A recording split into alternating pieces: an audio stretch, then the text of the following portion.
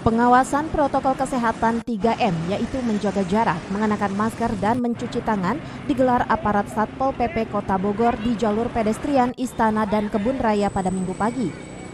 Dibukanya kembali tempat beraktivitas olahraga bagi warga setiap akhir pekan ini oleh Pemkot Bogor membuat petugas melakukan pemantauan terhadap warga yang abai akan protokol kesehatan.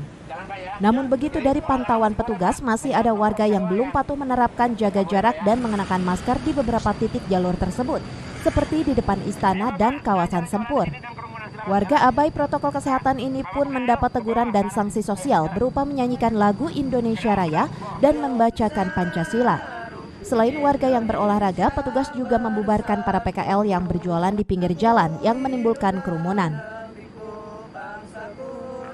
Pak, nih berdua teman kantor, kan kerja mulu capek, hari Minggu waktunya jalan-jalan.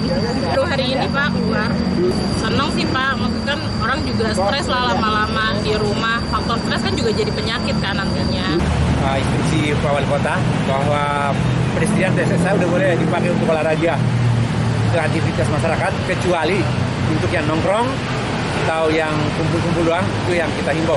Jadi hari ini kita pastikan, tadi kita keliling, memastikan masyarakat silakan berlari, bersepeda, berjalan, silakan.